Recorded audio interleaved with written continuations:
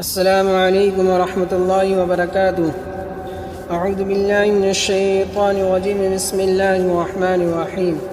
الحمد للہ رب العالمین، والصلاة والسلام علی سید الانبیاء والمرسلین، اما بعد۔ محترم بزرگوں اور دوستوں اور میرے عزیز ساتھیوں، دنیا کے اندر ہم غریبی اور امیری کو دولت، زمین و جائیداد اور سونا چاندی کے حساب سے پرکھتے ہیں۔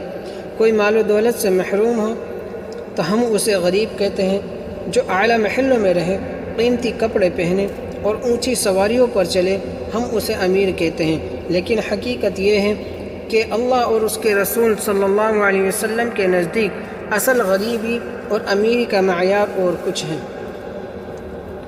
رسول اللہ صلی اللہ علیہ وسلم نے صحابہ اکرام رضی اللہ عنہ سے ایک دن سوال کیا، کیا تم جانتے ہو کہ میری امت کا سب سے غریب آدمی کون ہے؟ صحابہ اکرام نے عرض کیا، یا رسول اللہ صلی اللہ علیہ وسلم، وہ شخص جس کے پاس مال نہ ہو، روپے پیسے نہ ہوں یا دنیاوی سامان نہ ہو۔ آپ صلی اللہ علیہ وسلم نے فرمایا، نہیں، بلکہ میری امت کا غریب وہ ہے جو کل قیامت کے دن بڑے بڑے اعمال لے کر آئے گا۔ جی ہاں، وہ شخص کل قیامت کے دن نماز پڑھ کر، روزے رکھ کر، حج اور عمرے کر کے، زکوٰۃ اور صدقہ دے کر، جہاد و تبلیغ اور ذکر و تلاوت کر کے آئے گا، لیکن ساتھ ہی اس نے حقوق العباد برباد کیے ہوں گے۔ کسی کو گالی دی ہوگی، کسی کو تھپڑ مارا ہوگا، کسی کی زمین دبائی، کسی کا مکان ہڑپ لیا، کسی پر جھوٹا کیس کیا، کسی کے خلاف جھوٹی گواہی دی، اپنے نوکروں کو مارا پیٹا اور لوگوں کے دل دکھائے۔ قیامت کے دن جن کے ساتھ ظلم کیا گیا ہوگا، وہ سب کے سب بارگاہ الہی میں حاضر ہو کر کہیں گے، یا اللہ ہمارا حق دلا۔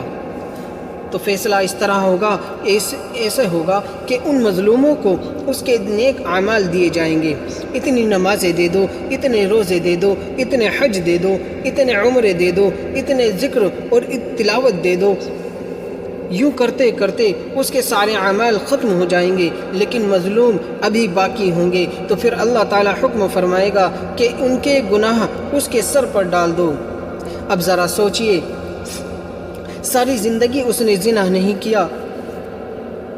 ہاں میرے پیارو، ساری زندگی اس نے زنا نہیں کیا، مگر دوسروں کے زنا کے گناہ اس پر ڈال دیے جائیں گے۔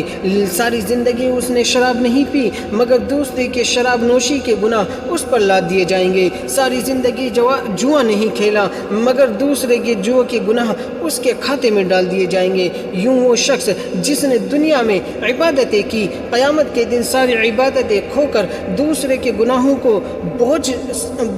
کا بوجھ سر پہ لے گا اور آخر کار جہنم کی آگ میں جا گرے گا۔ اور آپ صلی اللہ علیہ وسلم نے فرمایا، یہ میری امت کا غریب ہے۔